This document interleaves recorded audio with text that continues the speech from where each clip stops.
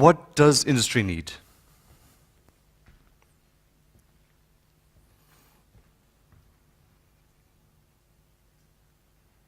Industry needs a pointer that can work.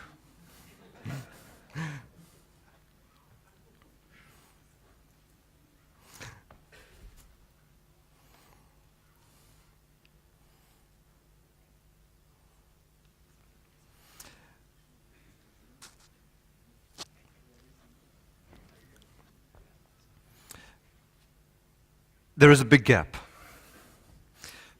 between what education is producing and what industry needs. We've seen this across so many countries. We even see it in South Africa. We have a huge amount of students going to university. We have an almost as huge amount of students going into the former technicons, now universities of technology. We have a very small amount of students that are going into the technical vocational colleges. This pyramid is completely the wrong way around for what industry needs. We need to turn that around. We need to have a huge base of people that want to do technical skills, that want to drive our economies.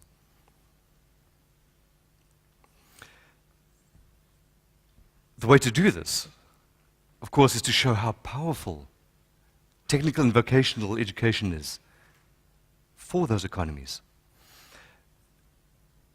In South Africa, we now have our millwrights, fitters and turners, welders, electricians, earning more than what engineers do. Getting that information through to the learners before they make the career choices. You are so in demand if you have a skill that can be used. So we as Festo, we are both industry and education. And I'd like you to turn your thinking on your head, fly a balloon upside down, change that pyramid, get the vocational skills into education. Taking a quick look at Africa, where are our people employed? What do our companies, what do our industries, what do our economies produce compared to the rest of the world? Very agriculture-driven, very little services. If we take a look at the employment, what do our people do? Lots of agriculture, very little industry services. So how do we drive this industrialization? The key to it is education. Educating for industry. So what does industry want? I am industry. What do I want? When a young chap comes to me for employment, I ask him, can you run my factory? Can you fix this machine which is broken? If he can, if he is competent, if he has had competency-based education, I'm going to hire him. So how do we do that? First of all, we need to ask the industry, what do you want? What is your skills gap? Then we create the laboratories to fit that. If industry needs people that can fix machines, let's put the machines into the laboratories. Real machines that you can get real hands-on skills with so that when you walk into the factory, you know what you're doing. Assess those competencies, not just paper-based. Here's a machine, make it work. If that machine works, you're competent. Not if you can put pencil to paper. When that competency gets into industry, the industry is so happy to get someone who can do real work. High skills, high employability. So what are these employable skills? Where do we get them from? What does industry really want? What does industry look like? I'm going to name a couple of examples. Pneumatics. All of our bottling factories, packaging factories, the automotive factories, all run on pneumatics and hydraulics, making things move, putting parts together, putting the tops on, putting the labels onto the bottles. we need to know how those machines work. The electrics, the controllers that sit in those machines. The instrumentation that tells us how full is that bottle. Are those Coca-Cola cans all coming out exactly the same level?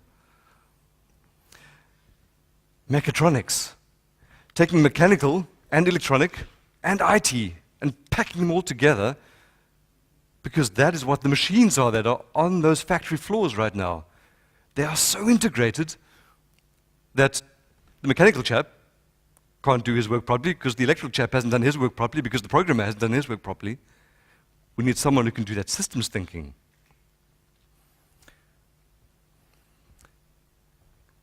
And how do we know that those employability skills that we are creating are good?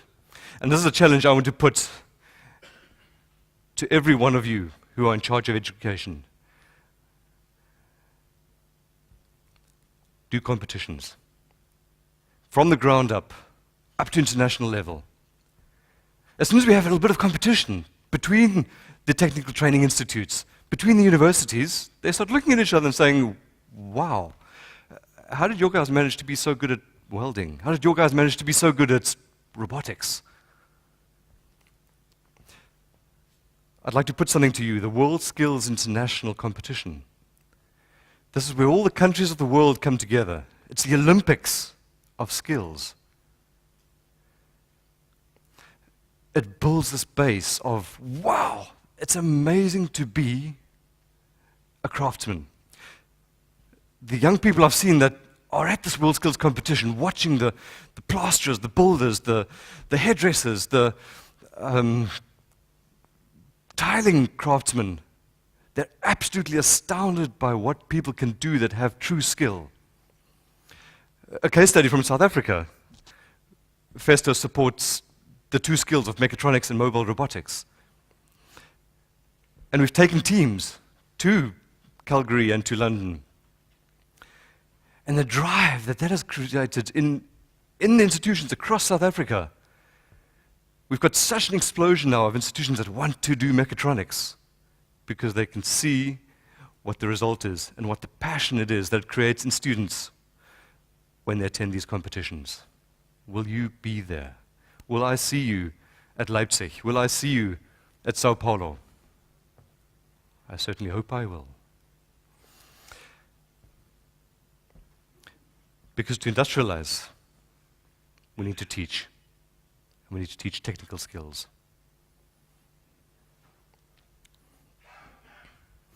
I'd like to leave you with this thought. The Max Planck Gesellschaft is a very high-level organization that deals with particularly this linking industry and education.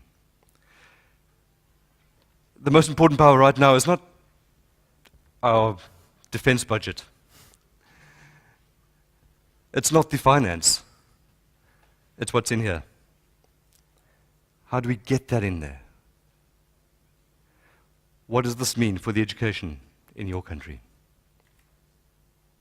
Leaders and champions of education in Africa, I salute you.